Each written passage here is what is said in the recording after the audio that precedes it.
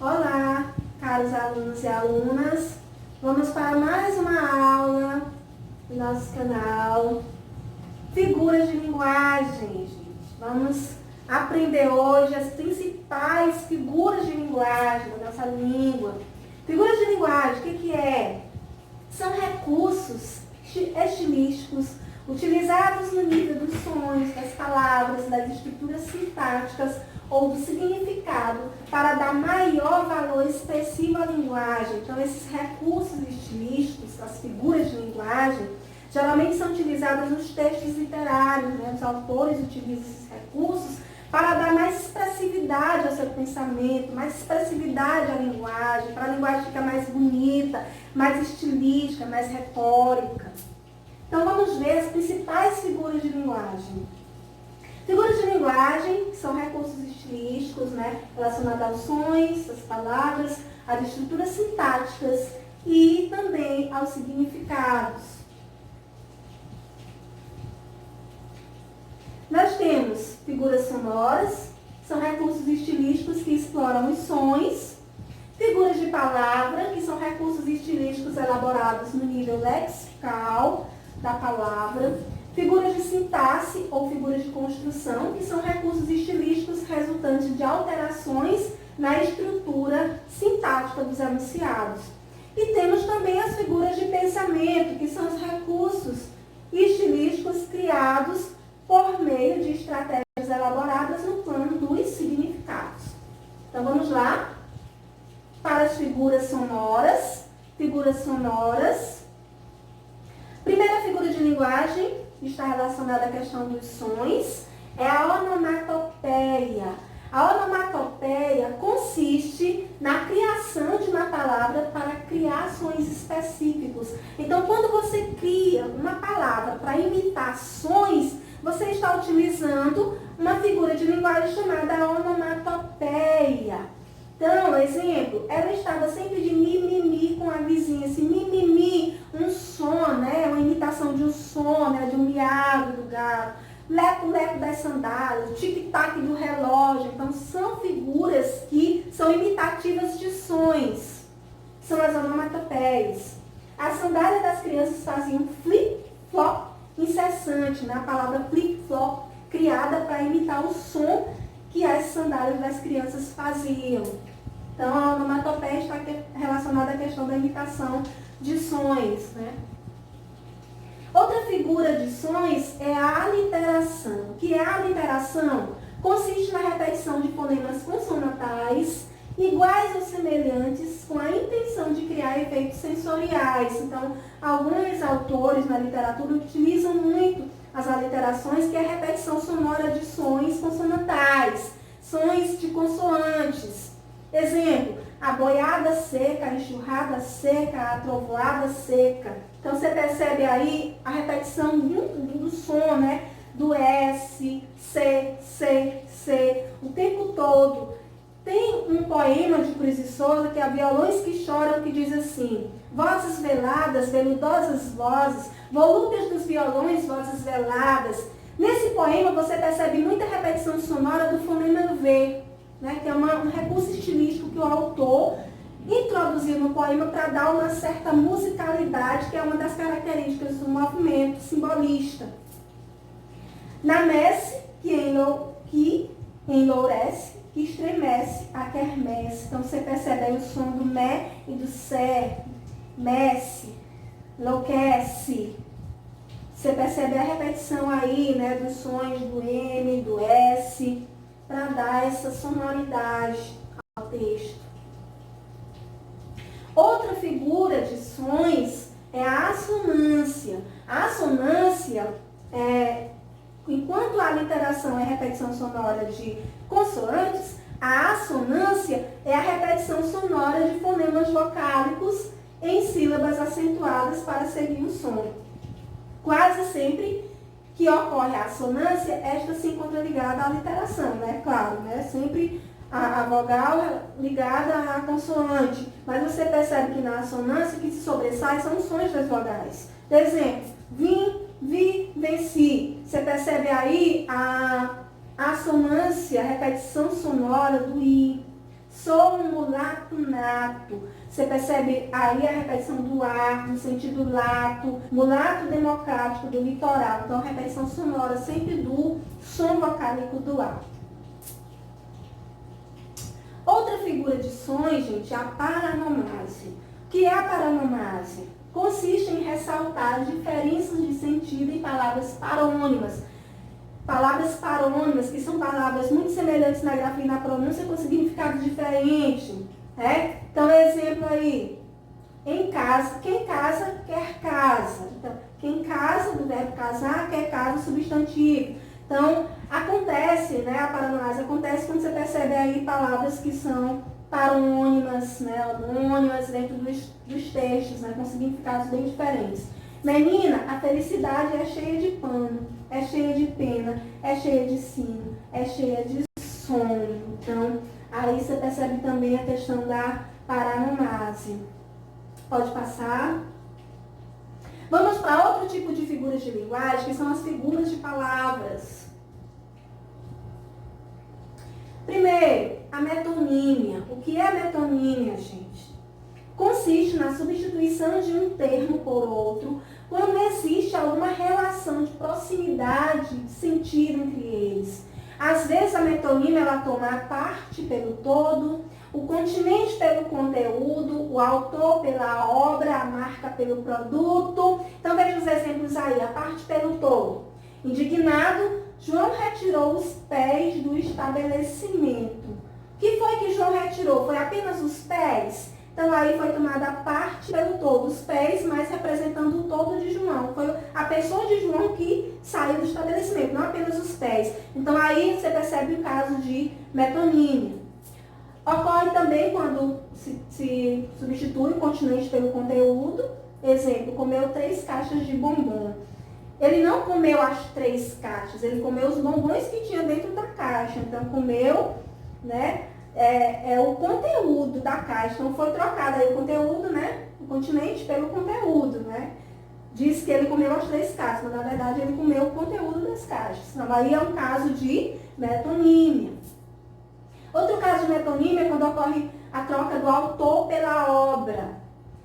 O vestibulando leu Machado de Assis para fazer a prova. O vestibulando não leu o autor Machado de Assis. Ele leu a obra do Machado de Assis. Então, aí houve uma substituição do autor pela obra. Você já leu Machado de Assis? Quando a gente pergunta, você já leu Machado de Assis? Não é perguntando se você já leu o autor, a biografia do autor, não. É se você já leu a obra de Machado de Assis. Então, quando ocorre isso, há um caso de metonímia, que é uma figura de palavras. Outra forma de acontecer a metonímia é quando se substitui a marca pelo produto. Exemplo, ele usa gilete para se barbear. Na verdade, ele usa a lâmina, né, para se barbear, mas aí foi trocada né, o produto pela marca, né? Ao invés de colocar o produto, se coloca o nome da marca. Ele usa Gillette. Gillette é uma marca do produto. Então, tem vários tipos de lâmina de barbear, mas a Gillette é uma marca. Então, quando ocorre isso, há um caso de metonímia. Gente, nós temos algumas formas específicas, especiais de metonímia, que é a antonomásia e a sinédoque. Quando é que ocorre a antonomásia? Identificação de uma pessoa por característica ou atributo, né? Quando você identifica uma pessoa pelo título que ele tem, pela posição que ele exerce. Então, aqui o exemplo, o rei do futebol jamais será esquecido pelos fãs. Todo mundo sabe quem é o rei do futebol, não preciso falar, né? O Pelé. Então, aí foi trocado, né? A palavra, a pessoa, pelo título da pessoa. Então, o rei do futebol jamais será esquecido. Então, é um exemplo de metonímia mais específico, o caso de antonomásia. E a sinédoque? A sinédoque, quando é que acontece a sinédoque? Substituição de uma palavra por outra, resultando em uma ampliação ou redução de sentido. Quando se amplia ou se reduz o sentido. Exemplo, os romanos eram adeptos da política do pão e circo. Os romanos eram adeptos da política do pão e circo, né? Então, quem é os romanos? Os romanos, na verdade, a população romana, as pessoas, né? Aí houve um caso de sinédoque. Outra figura de palavras é a comparação. Como o nome já diz, comparação, quando se compara uma coisa com outra. Consiste na aproximação de universos diferentes por meio de termo específico, como, tal, qual. Então, na comparação, diferente da metáfora, que é uma comparação subjetiva, você vai perceber que a comparação ela é bem, você percebe, ela é bem clara. Ela você percebe porque os termos estão lá, os termos comparativos estão lá, como a palavra como, tal, qual, como, tamanho. Então você percebe os termos que estão lá, bem na superfície do texto. Exemplo, Patrícia é estudiosa como a mãe. Então aí houve uma comparação, utilizando o termo como, para dizer que Patrícia é tão estudiosa como a mãe. Então, você percebe uma comparação bem explícita. Lara é bondosa, tal como a madrasta. Aí houve uma comparação da bondade de Lara com a da sua madrasta. Então, os termos e as palavras estão bem nítidas aí, bem explícitas no texto. Então, quando ocorre isso, há um caso de comparação. Outra figura de linguagem, pessoal, é uma figura muito utilizada na literatura, muito utilizada pelos escritores, né? Que é a metáfora. A metáfora consiste em transportar um termo para um contexto que não é próprio, a partir de uma relação de semelhança, né? Quando há uma relação de semelhança e há essa transposição de um termo para um outro contexto que não é próprio, porque há essa relação de semelhança entre as palavras. Pode ser compreendida como uma espécie de comparação em que não aparece conectivo comparativo. Enquanto na comparação você percebe o conectivo lá explícito, na metáfora não aparece o conectivo como, tal, explícito na oração. Porque a metáfora é uma comparação subjetiva, é uma comparação implícita. Exemplo. Amanda é uma leoa quando se trata de competir pelo que ela quer. Por que se comparou a Amanda com uma leoa? Certamente a Amanda tem as características de uma leoa, né?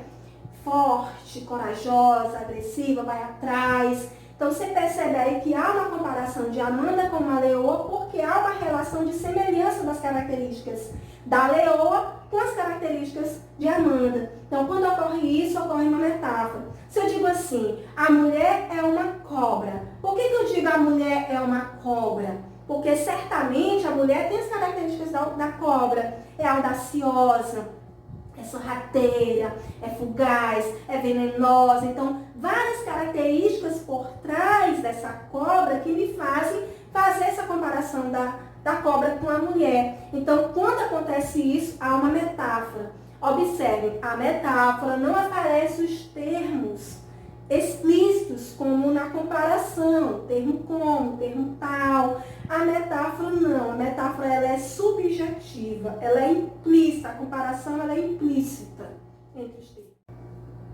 Uma outra figura é a catacrese. Quando é que ocorre a catacrese? Ocorre quando, por falta de palavra específica para designar alguma coisa, toma-se por empréstimo outra palavra a partir da semelhança conceitual. Então, a catacrese nós utilizamos ela muito no nosso dia a dia, quando nós não sabemos a palavra específica para dar determinado objeto. Por exemplo, cuidado, o braço do sofá está quebrado, a perna da mesa cedeu ao peso da caixa. Então, será que são as palavras específicas para a gente dar? É o braço da cadeira? É a perna da mesa? É a orelha da xícara? Então, quando ocorre isso, a gente pega de empréstimo algumas palavras para dar alguns objetos, ocorre num caso de catacrese. Sinestesia é uma outra figura de linguagem que ocorre a partir da associação em uma mesma expressão de sensações percebidas por diferentes órgãos do sentido. É quando nas orações, nos textos, você percebe a presença dos órgãos do sentido, do olfato, do paladar, da visão, do tato. O longo e doce abraço de despedida causou comoção. Aí você percebe aí longo e doce, né? Você percebe aí a evocação dos órgãos dos sentidos na palavra abraço. Então, para dar expressividade, né, ao pensamento, se utiliza a sinestesia. Figuras de sintaxe é um outro tipo de figura de linguagem que a gente estuda. Então, quais são elas? A elipse. A elipse, ela consiste na omissão intencional ou não de termos que podem ser subentendidos pelo contexto. Exemplos de elipse, né? Quando você percebe qual é a palavra que poderia estar no contexto, mas ela não está. Ela foi omitida, mas você compreende, sabe qual é a palavra que deveria estar. Então, exemplo, chegou exausto da escola, a cidade parada pela manifestação. Qual é a palavra que está faltando aí na segunda oração? O verbo estava, né? A cidade estava parada pela manifestação. Então, houve um caso de elipse, ou seja, omissão da palavra estava dentro da oração. O zeugma é uma espécie de elipse também, consiste na omissão de um termo expresso anteriormente. Então, ao contrário da elipse, o zeugma, a palavra ela já foi dita anteriormente e omitida depois.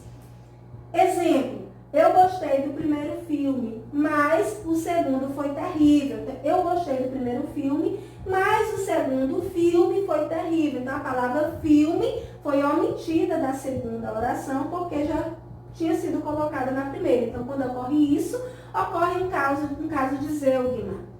Qual é o seu carro? O azul ou o preto? O carro azul ou o carro preto? Então, você percebe aí que houve uma omissão na segunda oração da palavra carro. Outra figura de sintaxe é a anáfora, que consiste na repetição da mesma palavra ou expressão no início de diferentes orações ou versos. Então, a anáfora ocorre sempre quando há repetição da mesma palavra no início de frases ou versos. Aqui nós temos um verso de Manuel Bandeira, diz assim, passa ponte, passa porte, passa pato, passa boi, passa boiado. Então, a repetição sempre da palavra passa no início dos versos. Então, quando ocorre isso, ocorre um caso de anáfora. Outra figura de sintaxe é o hipérbato, ou inversão, que consiste na inversão da ordem direta dos elementos da oração, normalmente quando é sujeito, mais o verbo, mais o complemento, mais a adjunto adverbial. Geralmente a ordem direta ela vem nessa ordem, né? Começando pelo sujeito, depois o verbo, depois os complementos. Quando ocorre o hipérbato, ocorre a questão da inversão nessa ordem sintática dos elementos. Exemplo, morreu o presidente. Em ordem direta seria o presidente morreu.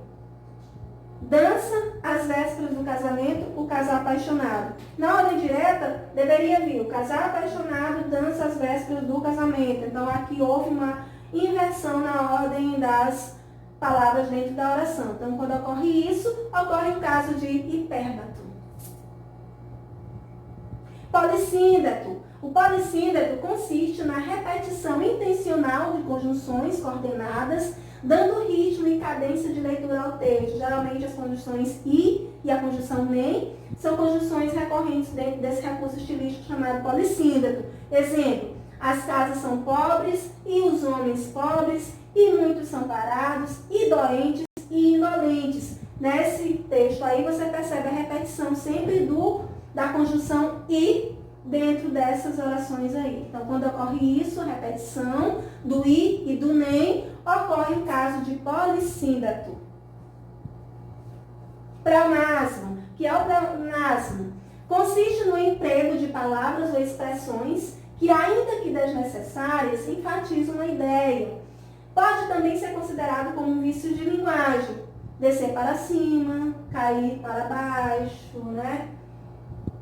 E etc. Sair para fora, entrar para dentro. Exemplo, sentiu o sentimento que há anos evitava. Então, você percebe aí uma redundância, uma repetição do verbo sentir com a palavra sentimento.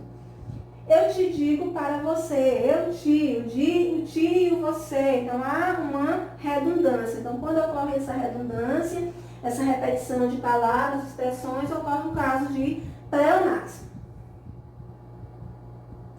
Mais figuras de linguagem, figuras de pensamento. as últimas figuras de pensamento. Quais são elas? A hipérbole. A hipérbole, gente, nós utilizamos o tempo todo a hipérbole no nosso vocabulário, na nossa fala do dia a dia. Então, consiste em exagerar uma ideia para torná-la mais expressiva. Então, quando você quer tornar mais expressivo os seus sentimentos, você usa a hipérbole. Chorou um mar de lágrimas quando terminou o namoro. Alguém chora um mar de lágrimas? Não, mas para dar expressividade ao pensamento se exagera de forma intencional, porque a hipérbole é um exagero intencional para dar expressividade ao pensamento. Morri de saudade da sua comida. Alguém morre de saudades? Não, mas para dar expressividade ao pensamento nós utilizamos a hipérbole. Quando eu digo assim, já te mandei fazer isso 1 milhão de vezes. Alguém manda fazer 1 milhão de vezes? Não. Mas quando nós queremos dar expressividade ao nosso pensamento, nós utilizamos uma figura de linguagem chamada hipérbole. Outra figura de linguagem, gente, é o eufemismo. O eufemismo é o contrário da hipérbole. Consiste em expressar de maneira mais suave uma ideia desagradável. Então, quando você não quer chocar, quando você quer dar mais uma amenizada no seu pensamento, você utiliza o eufemismo. Exemplo, ele entregou sua alma a Deus. Ao invés de dizer, ele morreu, foi enterrado, disse, ele entregou sua alma a Deus, ou seja, suavizou o pensamento, utilizando o eufemismo. Faltou com a verdade em diversas ocasiões. Para não dizer, o sujeito mentiu, para ser assim grosseiro e causar choque, se usa o eufemismo. Ele faltou com a verdade. Apropriou-se do que não lhe pertencia. Para dizer o quê? Para dizer que roubou. Então, para não dizer que roubou, disse, apropriou-se do que não lhe pertencia. Ou seja, utilizou-se o eufemismo, suavizou a expressividade do pensamento. Prosopopeia ou personificação é uma outra figura de pensamento. Trata-se de atribuir características humanas a animais, objetos e seres inanimados. Então, quando você atribui características de seres humanos a seres irracionais ou inanimados, usa-se um caso de prosopopeia.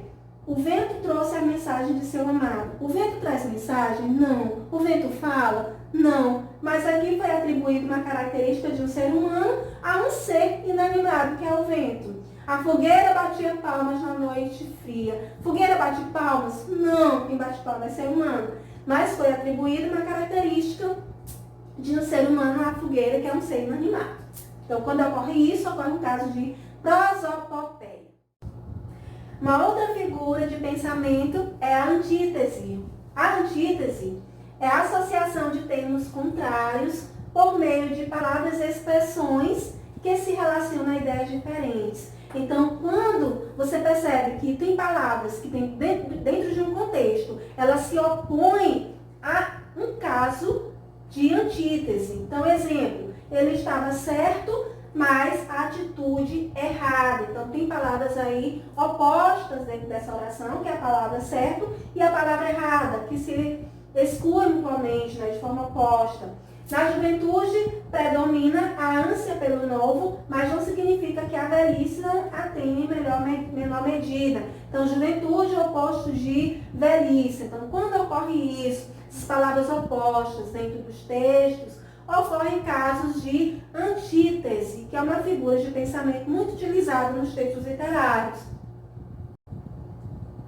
Outra figura de linguagem, que é uma antítese, mas uma antítese levada ao extremo, é o paradoxo. Por quê? Porque é uma associação de termos contrários por meio de palavras e expressões que se relacionam à mesma ideia, anulando-se mutuamente. Então, são palavras que se opõem mesmo estando relacionadas à mesma ideia. Um exemplo bem típico de um caso de paradoxo é o poema de Camões, um trechinho que diz: é ferida que dói e não se sente. O amor é fogo que arde e não se vê. Como é que arde e você não vê, você não sente? É ferida que dói e não se sente. Como é que dói e você não sente? Está relacionada à mesma ideia da ferida, que dói e que não sente. A palavra se exclui mutuamente, né? Anula-se de uma posição completamente diferente, né? Mesmo relacionada à mesma ideia. A situação não era das melhores, predominava o amor e ódio em relação ao seu melhor amigo. Como é que dois sentimentos contraditórios em relação ao mesmo amigo? Então, lá as palavras se excluem mutuamente, relacionadas à mesma ideia. Então, quando ocorre isso, ocorre um caso de paradoxo. Gradação. A gradação consiste na apresentação de uma sequência de palavras criando uma progressão. Então, a gradação geralmente acontece para mais ou para menos, né, dentro do texto, quando as palavras são dispostas de forma gradativa. Exemplo, como começou como auxiliar, passou a técnico e finalmente a gerente. Então, você percebe aí uma gradação dentro desse texto aí. Auxiliar, depois passou a técnico, depois passou a gerente. Então, você percebe aí as palavras dispostas de forma gradativa. Então, quando ocorre isso, há uma figura chamada de gradação. Então, gente, essa foi a nossa aula sobre figuras de linguagem. Espero que eu tenha contribuído, espero que vocês tenham compreendido. Então, inscrevam-se no canal para que vocês possam ver os próximos vídeos. Então, que vocês possam estudar cada dia mais e aprender, né? Aumentar o aprendizado de vocês. Então, bons estudos e boa sorte.